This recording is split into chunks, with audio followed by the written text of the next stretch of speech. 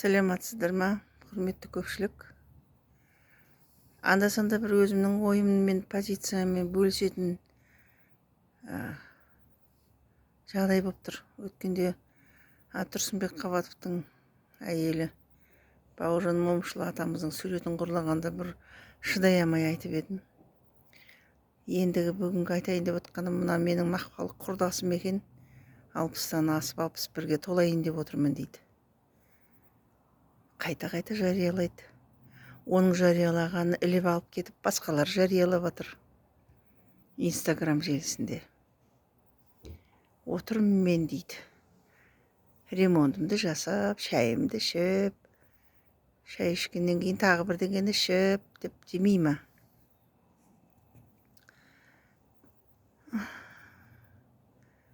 Оны көпшілік астына көпшік қойып жатыр. Еркелетейік, ерке қызымыз.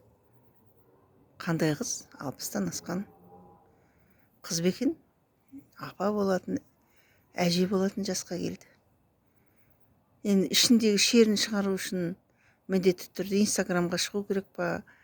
Міндетті түрде бірдеңе арақ ішіп алу керек па? Арақ па, шарап па, сыра ма, білмеймін ғой. Құптап отқан жоқпын. Жақсы көретіндерім, жаман көретіндерім деп қояды. Мен ол кісіні жақсы да көрмеймін, жаман да көрмеймін. Осыдан неше жыл бұрын андасында гастрольдермен келген кезде біздің Таразға да келетін.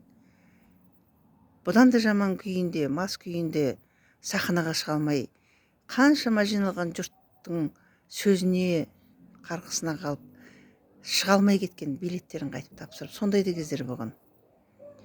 Үлкен ауқымды жаңағы жиналыс емес, енді концерттер, қала күні сияқты нәрселерде де қисаңдап жүретін. Қойшы дедік, вот сол кезде еркелеттік.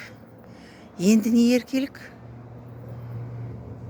Біреулер айтады депрессияда жүр, біреулер айтады стрессте жүр, кешірейік. Ауыл аймақта, қалада, далада жалғыз бастанылар бала шағасын асырап, отбасын асырап, айранды үйіп, ұйтқы болып отыр. Неше түрлі жағдайлар болып жатыр. Көріп жүрміз, біліп жүрміз. Бірақ мынау не тірлік? Еркелеткенде бүгінде 6 жасар баланы еркелетсе болады. 15 жасар, 13 жасар, 18-ге толмағандарды еркелетсе болады. Енді не еркелік 60-тан асқанда? Адам әркім өзінің абыройын білмейді екен ау. Неліктен ішіп отыр бұл? Неліктен ішін черін тарқайтып отыр? Дос жарандары жоқ па? Туысқандары жоқ па? Бір әпкесі айтыпты, сендей сіңлім болғанына наразымын деп. Мүмкін ол да өзінің ойын айтқан шығар. Соншама бүкіл Қазақстанға белгілі кісі. Айналайын, Мақпал, сен сияқты неше түрлі белгілі аты шыққан адамдарды көріп жүрміз ғой. Біреу сен сияқты арақ ішіп алып, қайта-қайта шығып атқан жоқ қой. Әркім өзінің абыройын қорғап отыр ғой.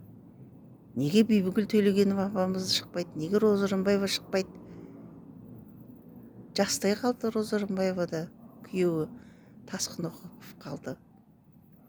Бибігүл Төлегенов апамыз осы ес білген жылдары жалғыз қызынан айырылды, Мариям Төлегенова деген.